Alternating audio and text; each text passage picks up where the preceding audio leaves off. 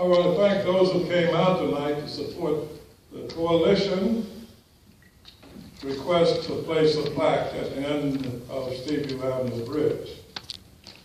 I've not heard from the mayor or the city council. But tonight I'd like to speak on this. Mayor Snyder called me a bigot at the January 27th council meeting. What do you think?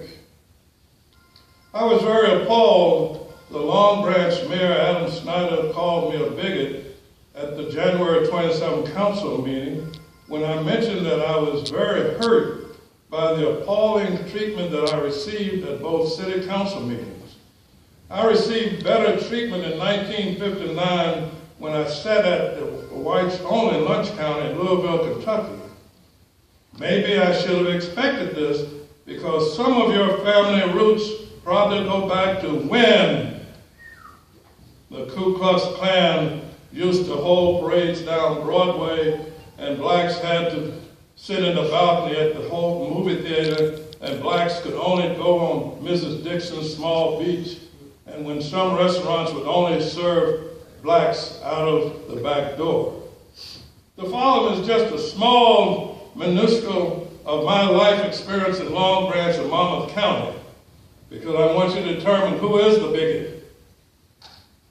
Long Branch veterans, Vietnam veterans, amputees. Mayor Chaffee appointed me to chair a month-long celebration and fundraiser for 4 Long Branch Vietnam veteran amputees. Jack Calley of J.F. Calley Construction Company was my co-chairperson, and Bill Simmons was the events chairperson. We had the Harlem Magic basketball team for a game. The firemen had a money bucket in front of City Hall. There was a banquet. All was very successful. That was the old Long Branch, and these were all 4 white veterans. Old Bucket James Community Center, saved and renovated. The city was going to tear down the old Bucket James Community Center. Jesse Samuels, Lester Chapman, and I asked Mayor Hume to let us volunteer to renovate and save the old Bucket James Center if the city would pay for the materials. Mayor Hume agreed, and we renovated it, and it served the Liberty Street community for many years. This was a predominantly black community. Radiothon for Sharon Waite. Charlie Kokora, Sam Adio, and I organized the first and only Long Branch Radiothon to raise money to send Sharon Waite to the Boston Juvenile Diabetes Hospital. And today she is well and live. And Touch Sirianni allowed us to hold it in his banquet hall, and he provided some food free. Long Branch FM 107.1 remote broadcasted and teen bands, and the many others provided entertainment from Friday evening to Sunday evening. This covered a white young girl who is alive today, and I don't know if Michael was old enough to remember that. Swine flu inoculation for Long Branch senior citizens. As chairperson of the Advisory Council for the Monmouth County Office on Aging, I was appointed by the freeholders, and I could coordinate the swine flu inoculation of all Long Branch senior citizens. Mr. Green, you have 1 minute, please. Well, I'm going to continue. Fine. And you interrupted me. You broke my train of thought, so I have at least 2 minutes. If you don't have it, you can take me off. I don't care. If that's what you want to do. No, you interrupted my train of thought. So I think maybe 2.5 minutes now. All right, so you do what you have to do. I'm here to give you a message. I want to know who the bigots are in this town. You have a dare to call me a bigot? Okay, we're going to see who the bigot is. All right? And I'm going to challenge all of you. I'm going to put your records against my record. And I'm going to come and say tomorrow, I'll challenge you for $1,000 each, and I'll come into Hughes County with a $6,000 check if you're going to challenge me. And whoever wins gets the money. All right, you understand that? Because I'm tired of this type of stuff, and I think these people are here to support it.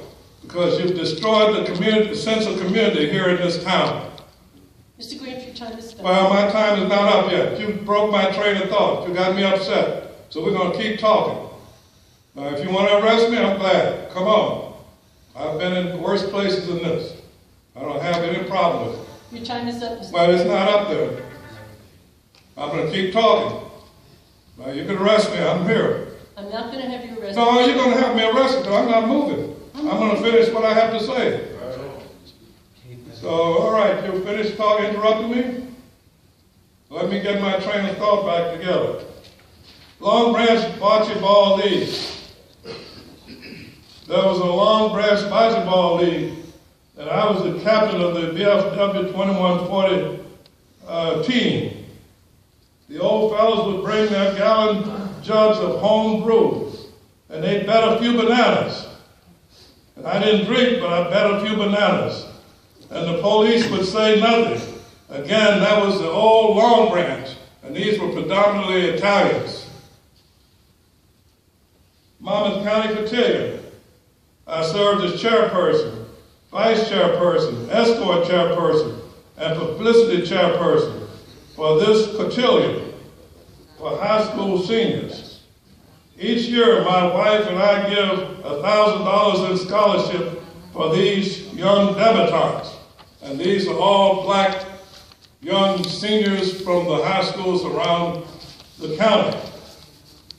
I'll continue this dialogue in my next ad and will include some of my international work in Europe, where I was the president of the Protestant Men of the Chapel that covered whole of Europe.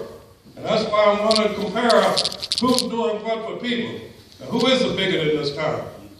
I don't think I'm the bigot, but we're going to find out if you're going to take the challenge. Now, if you're chicken, then I know you're the bigots. But I'm putting forth $1,000 for each of you. I'll go against each of you. And I'm talking about volunteer time.